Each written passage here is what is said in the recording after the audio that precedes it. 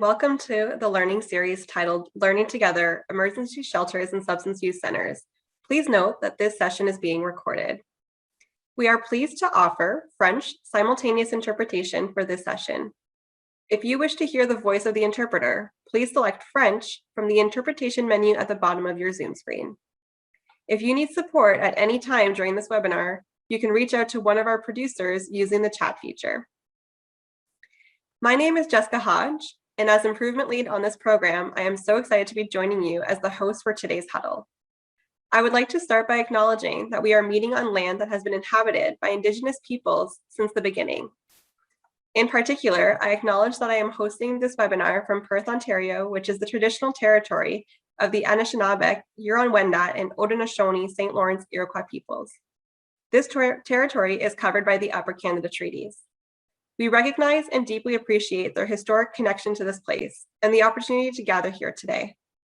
At Healthcare Excellence Canada, we continue on our learning journey and commitment to support improvement with and for all people in Canada. We are pleased to share that this program is delivered in partnership with the Canadian Centre on Substance Use and Addiction and the BC Patient Safety and Quality Council. I want to introduce our speaker for today's event, Tanya Neumeyer from Rainbow Health Ontario. Tanya develops and facilitates trainings on LGBTQ2SQ health and well-being. They are an educator with more than 10 years of experience who joined Rainbow Health Ontario in 2021. Previously, Tanya co-facilitated the peer leadership training program for LGBTQ2SQ youth at Sherborne Health. I will turn it over to Tanya to begin their presentation on serving LGBTQ2SQ plus communities. Tanya, over to you. Hello, bonjour. Great to be here this afternoon with all of you. Good morning to those in the Pacific, Central, and Mountain time zones. I'm speaking to you about serving LGBTQ2SQ communities on behalf of Rainbow Health Ontario. Next slide, please, Sheena. As you can see, I am a generalist who's now a specialist at RHO, and I will talk to you about some of the courses and trainings that I lead there. I use they, them pronouns. Next slide. We'll cover a little bit about what Rainbow Health Ontario does through giving you an overview of the learning opportunities to support your work in serving LGBTQ2SQ communities. Perhaps I'm saying that quickly for the interpreters. Let me slow down. I'll give you an example of a possible learning pathway, and I'm excited to hear all of your questions. I hope you've brought questions from your work today. Rainbow Health Ontario is a program of Sherborne Health. We have funding from the Ministry of Health and Long-Term Care, and your mileage may vary. So the content that we've developed in our courses is for Ontario practitioners, and some may not apply in the same way for other jurisdictions in Canada. We're acknowledging that all of our trainings are currently online during the pandemic. We're not traveling around the province. This does create an opportunity for folks beyond Ontario to come to our trainings for the time being, and is pandemic specific. So in terms of all of our training, we want to acknowledge that this is an ongoing long time, and we really appreciate you taking the time to be here today. I also want to acknowledge that I'm zooming into you today from the traditional territory of the Huron-Wendat, the Haudenosaunee, the Anishinaabe, the Petun, the Mississauga of the Credit, and that land acknowledgements are a stepping stone to honoring broken treaty relationships. So I wanted to play this video, Sheena, just for a short 30-second clip to give you a decolonized perspective on the Tkaronto area. If you're ready for that, Sheena, it's from about 3:03. Thank you.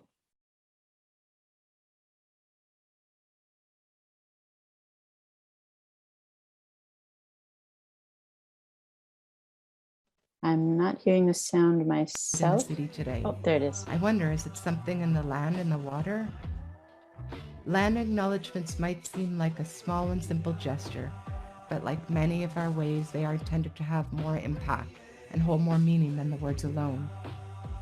If we pride ourselves on diversity and equality, shouldn't our story include Indigenous peoples? In this era of reconciliation, we need to share the truth first.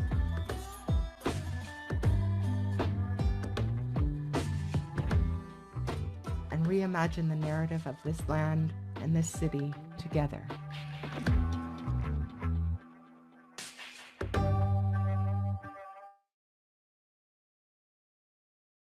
Thanks very much for sharing that.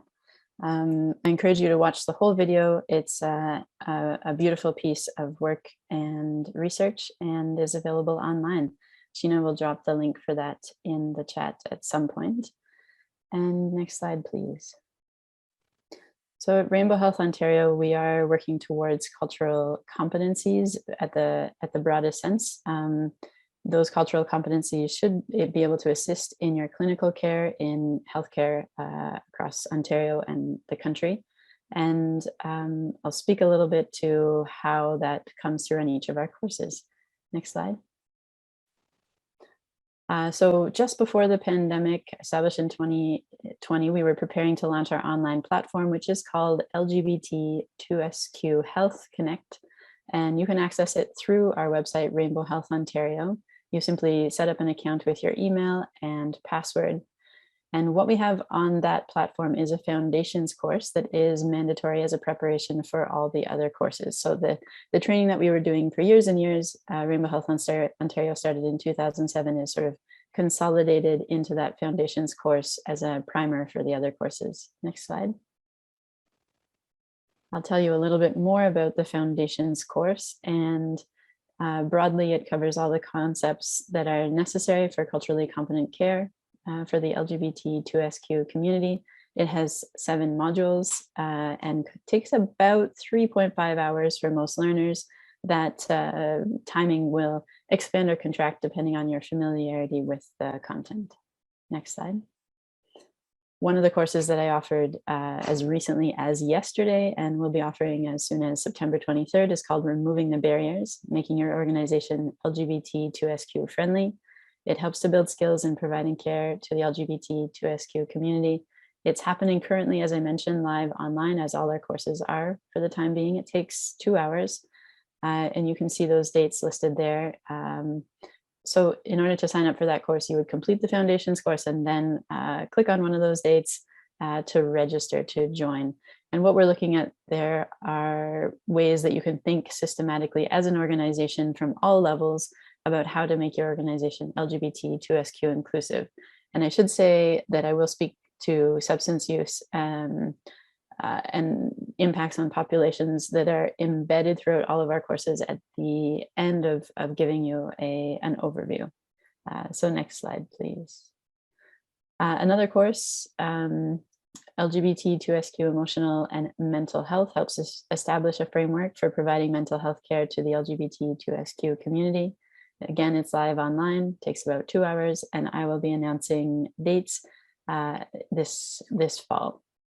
Next slide. Also in development, if you think about the aging demographics in healthcare and then how that will impact the LGBTQ2SQ seniors population, this is a course that we're getting more and more requests for constantly. So we'll be announcing when exactly this will launch in the spring of 2022. It's currently in development. It will be an online course. Hopefully that will allow it to have traction in Ontario and perhaps more broadly. I'm a fan of, if anyone here is from BC Care, of the work that you're doing for LGBT2SQ seniors. Thank you for that. We hope that this will help in the sector to build capacity for providing clinically competent care for seniors and older adults. So those are the courses that I lead. My colleague Silvana, who couldn't be here with us today, leads these trans health competency trainings. We're a small and mighty team. And these trainings are CME certified. So continuing medical education certification, if you're aware of it, is an intensive process, which means that although the timing may vary to some degree for our other courses, particularly when they're in person versus online, these courses have a very set curriculum, almost down to the minute. So the 6 hours, 4 hours, and 6 hours you see listed there is tied to the certification process. And that helps as an incentive for some physicians in primary care to join us and continue their professional development.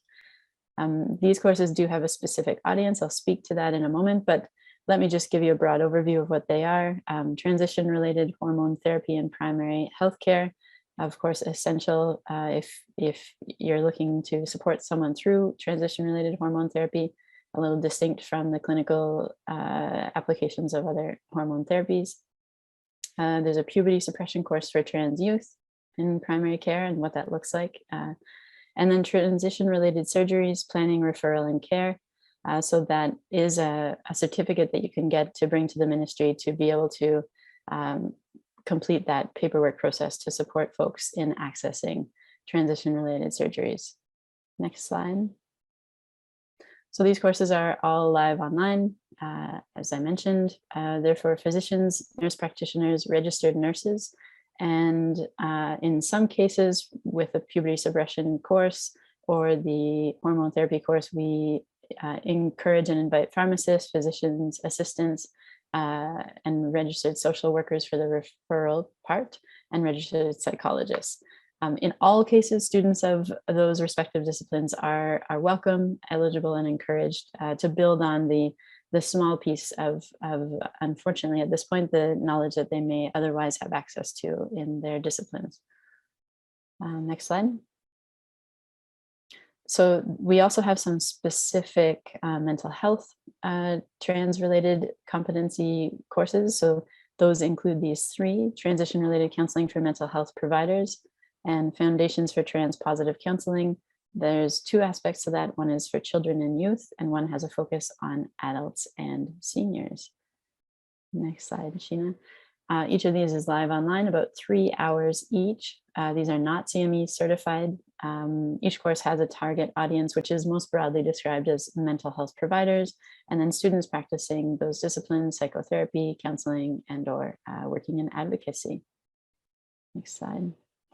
And finally, for the trans health competency capacity building aspect of our work, we have a trans health mentorship call. So this is a teleconference for Ontario clinicians. Folks simply phone in on the first and third Wednesdays of the month. You do have to register at our online platform, LGBT2SQ Health Connect, in order to join. And this will connect you with peers who are working with trans and non-binary clients. There may be questions I've heard in the past around, I'm giving this dosage of this hormone and I need to change it to this application of that hormone. So a very great place for accessing some of those in-process questions for clinicians, as well as including access to some of those needed resources. So for making that healthcare possible at this time. So I wanted to speak to LGBT2SQ homelessness and substance use. As I mentioned, from as early as our foundations course, you'll find that we're building a framework to speak to how embedded some of those issues are for our communities, to what degree it is a reality. So aside from just learning the stats, you'll be able to develop cultural competency along the way. So I'm thinking of clinicians being able to ask, how are your relationships with your family, rather than assuming that there's parental support and making recommendations for youth in a clinical setting according to that. And then being able to refer to resources as needed, right? So you can imagine in the foundations for trans-positive counseling for children and youth, that's particularly important. And I was thinking, as I was developing this presentation for you, that building on the foundations course, it might be great to take the Removing the Barriers course, making your organization LGBT2SQ friendly. So looking at what's the intake experience, how might folks who are experiencing homelessness and substance use in our communities be well supported from the beginning of the intake through a first interview and seeing providers across your organizations. So the LGBT2SQ emotional and mental health course looks broadly at our population-specific needs and the impacts of ongoing substance use in communities and lack of support and the resilience that's built from negotiating homelessness. Whereas the final course I'm listing and recommending for folks who are here today is the Foundations for Trans-Positive Counseling youth and children, and that speaks specifically to the experiences of trans and non-binary youth. Next slide, Sheena. As I'm thinking about these issues, what really landed with me most of all was the increasing gaps, just how more complex it is to serve these communities that you're here to huddle around, to build your capacity around, even in this short time today. So even I'll read this. The COVID-19 pandemic has increased the urgency to share learning across care settings in real time. We need to move quickly to improve support for underserved people, and the people who care for them is especially critical as existing gaps in healthcare widen.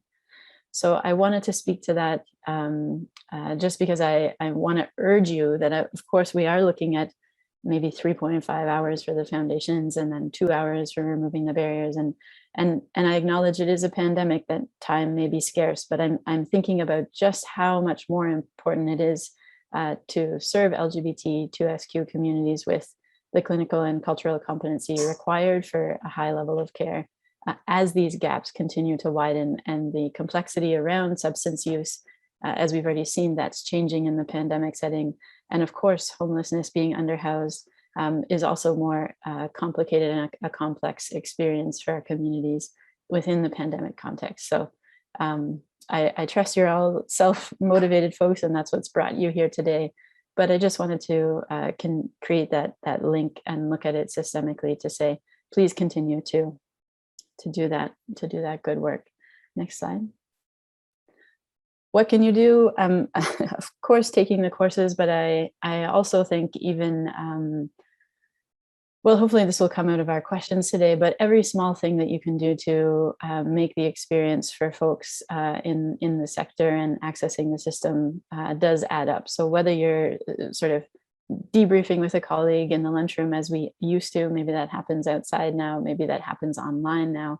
And if you're spending hours doing training, whatever you're doing, I want to encourage you to keep doing it and recognize that that work does add up systemically. So thank you. Next slide. There are lots of resources to learn more. If you wanted to make it more of a self-study building from the foundations course, if you log on to rainbowhealthontario.ca, we have a resources section. So if you don't have time for taking the courses, what I would advise is that as you encounter barriers to care or need more information, either sending me an email or heading to that section of our website in the resources to say, hey, like, is there a Transphobia 101 document here? I need to send this to a colleague or another organization. Go ahead, next slide, Sheena. Yeah, so I think I'm just a bit over time. Thanks for your patience. I'm excited to hear what questions this has brought up for you. This is the most exciting part of the presentation for me. So I think Jessica is going to help with this part. Thank you, Tanya. We will open it up to questions now. So if you have any comments or questions, please feel free to share them in the chat box. For those who would feel more comfortable reaching out to a member of our team regarding your comment or question, please feel free to reach out directly to myself, Jessica Hodge, in either official language, and we'll make sure that your question is asked.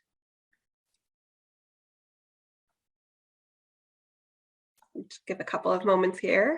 We've got one question. Are the courses you listed available in both languages? Merci beaucoup, Julie. We are hiring a French-speaking educator who will do what I do en français. So imminently, yes, but unfortunately not right now. My apologies for that. Thank you. Great, thank you.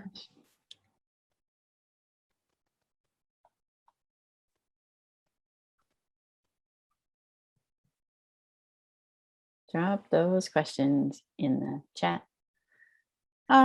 Great question, Erin. What are your prices for the courses? I didn't highlight that because our goal really is to make the courses accessible. Of course, we're still working on that in terms of the French aspect, but financially, the Foundations course is only $20, which if you were to hire someone to come into your organization, it may cost you hundreds or more. So I consider that fairly accessible. And if cost is a barrier, you can reach out to info@rainbowhealthontario.ca. And if you are training your whole organization, we can create a bulk registration course for more than 50 people. So that means if you have like a small team of 10, each person needs to sort of go on, create their account, and then maybe use the staff credit card or get reimbursed for that $20. But if you have more than 50 people, we can give you a code that allows for a centralization of that process. What else did I want to say about that? And I guess some of the courses, so each of them has a Beyond the Foundations course. That's of course mandatory. The trans competency courses have different prices. I actually don't have them memorized yet. I don't know if you could tell I was a bit nervous. I'm still newish. So $50, $100. Please look it up on our website. If you have any questions, do feel free to email me. I'm happy to support if that's not easily navigatable. On the site, and then aside from those are the CME trans competency courses, which have a set price, and then others are by donation. So again, we're not trying to create any financial barriers, just we have some funding and are looking to make the work sustainable. So thank you. Great. Thank you, Tanya. And we'll make sure that there is the link to your website included in the post-huddle synopsis as well. So we do have another question here. Do you have a minimum or maximum of participants for people attending your courses? Yeah, great follow-up, Erin. Thank you so much. If you wanted to schedule the course according to when the timing works for your team or your staff, the minimum is 15 people. But you saw that I had dates listed as soon as September 23rd, 29th, some in October, November, December. Those dates are preset. So that means that our online minimum is a little bit lower right now. So I may even keep those dates if it's as few as 5. That's nowhere online, I don't think, but that's like, if you can get, a huddle of 5 people, I would be so happy. I know that each person learning makes a difference. So we're sort of working out what the online minimum is right now. But those dates, we're looking to keep them going. And so if you look at the trans health competency courses, I think the puberty suppression, hormone related therapy and trans related surgeries are running about once a month right now. So that's good to sort of plan ahead for your professional development, because they're a little less frequent than the Removing the Barriers course, which is about every 2 weeks right now. And then of course the Foundations course, you can access any old time you want, morning or night, whenever you have a few minutes to spare. And the maximum is much larger in person than online. We're trying to make sure that we can still get this sort of sense of what we're doing today, Q&A and interactiveness, despite the online barriers. So we're capping them at about 20 right now online. So if you have, however, if you're scheduling it for your own organization, you have a staff of 100 or so, sometimes we may make that as big as 50 because there's a shared sort of shared background. And so some of the questions may overlap more than if we had 20 people from 20 distinct organizations. So that's an important caveat. So if you're interested in scheduling a session exactly for your organization or for the Lived Experience and Recovery Network, then get in touch and we can talk those numbers. But I've sort of given you the context for how we're guiding our decision-making as to what's available currently online through the various courses. So thanks, great question. Great, thank you. I did receive another question. Do you have any specific strategies you could share in ensuring intake processes and organizations meet the needs of this community, or a process you could suggest as organizations are reviewing these processes? Can you either say that again a little more slowly, Jessica? I just got a great private reference to a resource in the long-term care community. I was a little bit distracted. Thank you for that, though, someone who sent that to me. No problem. I have heard your question. Yeah, so it's just a 2-part question. Do you have any specific strategies you could share in ensuring intake processes and organizations meet the needs of this community, or a process you could suggest as organizations are reviewing these processes? Well, Well, we have a few minutes left. This is something we address in the Removing the Barriers course. I think it, to some degree, depends on how localized and centralized or your intake processes are. So if your organization is doing this, this is a really great time to reach out to me. I also have a document that I could share in the follow-up, which is a recommendation towards how to make your electronic health record inclusive. And I think that some of that, in terms of giving our broadest categories, to say, you know, give, of course, a legal name in healthcare is necessary, but do you ask, and do you have a designated place for a chosen name? That's great. If you're asking about sex, as one must from time to time, then can you have broader categories between just male and female? Is intersex there? Are there options for folks to self-identify? Can it be an X? What are the options there? Same with, you know, what we recommend in that electronic health resource guide is, can you make sexual orientation as broad as possible? So can you have a fill in the blank intake form rather than, you know, a list of 20 options? You know, the youth these days, don't they have like 76 gender options? It's beautiful. It's a beautiful thing. Is it adding a little bit of need for innovation and changing our processes? Yes, great. But also it's creating more freedom and possibility. So that's a good reason to do that. I'm so glad your organization is looking at the intake process. If that's happening before September 23rd, feel free to reach out so that I can answer any further questions you have. Great. Thank you. Thanks for those suggestions. And we look forward to receiving the resource, and we'll include it in our wrap up. So one more quick question. How do you make decisions for shared rooms with diverse gender identities? I think you have lots of conversations with all stakeholders involved. That's like the shortest trauma-informed recommendation that I might be able to make. I think this is something that I'm thinking analogously about, making sure that there are gender neutral bathrooms, and that does bring up a lot of complexity in terms of, you know, I'm saying stakeholders like who may be affected by there being this really essential service in healthcare of having a gender neutral bathroom. So making those decisions, I think around shared rooms, it may help you to look at some of the conversations and what comes up for folks around shared bathrooms. I've heard, you know, many folks in the community say, like, we have shared bathrooms at home with our families, you know, with diverse gender identities in many cases. So why do we get so weirded out when we're in a more public setting, right? Like, what is it that's coming up in terms of culture? So I think it's a really complex conversation that I wouldn't really even start to address with 1 minute left, but I think it's a very important question. So I'm so glad that you're asking it, and I hope you'll keep asking it, keep reaching out for resources. Again, if you're available for the Removing the Barriers course on September 23rd, that would be a great place. Even yesterday, we were talking about conversations around washrooms. As one does in this work, it's important. Great, thank you. So we'll move along now. Thanks for all the great questions and for your answers, Tanya. As part of the virtual learning series, the Learning Together program is planning to offer workshops. Please take a moment to answer the poll on your screen. So the poll is, would you or a member of your staff be interested in participating in a workshop focused on serving LGBTQ2SQ+ communities? And the answers are yes or no. Give just a few moments to receive those responses. Great, thank you. And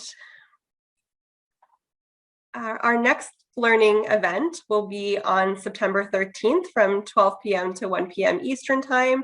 During this webinar, Dr. Anne Marie Churchill will discuss Wellness Together, which is a collaborative project to support health and wellness for everyone in Canada. And our next huddle is scheduled for October 7th from 12 to 12:30 p.m. Eastern Time. A special thank you to Tanya for today's presentation. Please be sure to take a few moments to complete the feedback polls on your screen. And so those polls are I know more about the resources and courses offered by Rainbow Health Ontario than I did prior to attending the huddle, from strongly agree, agree, neutral, disagree, or strongly disagree. Overall, I was satisfied with my webinar experience, again, on a scale from strongly agree to strongly disagree. And I will be able to apply what I learned from this webinar in my work, strongly agree to strongly disagree. Please click submit to share your poll answers with us. And thanks again, everyone. Have a great day and goodbye for now.